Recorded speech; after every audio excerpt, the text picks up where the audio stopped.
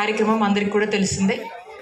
ఈ కార్యక్రమం ఏంటంటే మన నాయకుడు జగన్మోహన్ రెడ్డి గారు ఈ రాష్ట్రంలో 17 గవర్నమెంట్ మెడికల్ కాలేజ్ ఏర్పాటు చేయాలని చెప్పేసి ఒక చక్కటి కార్యక్రమానికి శ్రీకారం చుట్టి దాంట్లో మన జగనన్న ప్రభుత్వంలో అడుగులు ముందుకు వేయడం జరిగింది. అందులో మనం ఒక 5 ప్రారంభించుకున్నాము. ఇంకో 2కి కొన్ని సీట్లు 50 సీట్లు చొప్పున రావడం జరిగింది. ఇంకా కొన్నిటికి ఈ కూటమి ప్రభుత్వం కొంచెం కృషి చేస్తుంటే అవి కూడా వచ్చాయి. ఇంకొక 7 కాలేజీలకి సంబంధించి వర్క్ ప్రోగ్రెస్లో ఉంది. మరి మనం ఇంత ఒక 8,500 కోట్లతో ఈ ఇన్ఫ్రాస్ట్రక్చర్ లే చేసి కొంత డెవలప్మెంట్స్ మనం చేస్తున్నాము.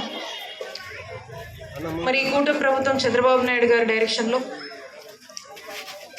ఇక ఇన్కంప్లీట్ వర్క్స్ ఏవి కూడా కంప్లీట్ చేయాలని కానీ జగన్మోహన్ రెడ్డి గారు ఏదైతే ఒక ఆలోచన చేశారో ప్రతి జిల్లాకు ఒక పెద్ద ఆసుపత్రి ఉండాలని చెప్పి ఆలోచనని పూర్తిగా కూడా పక్కకు పెట్టేసి వాటిని అమ్మేటువంటి ఒక ప్రయత్నం చేస్తూ మరి పీపీపీ అని చెప్పి ప్రైవేటైజేషన్ అని చెప్పి అడుగులు ముందుకు వేసి పేదవాడి ప్రాణంతో ఆడుకోబోతా ఉంది.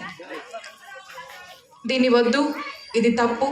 పేదవాడికి అందించాల్సినటువంటి ఆరోగ్యము, చక్కటి వైద్య సేవలు, పేదవాడికి ఇవ్వాల్సినటువంటి ఒక ఆరోగ్య భద్రతని ప్రభుత్వంగా మీరు ఇవ్వాలి.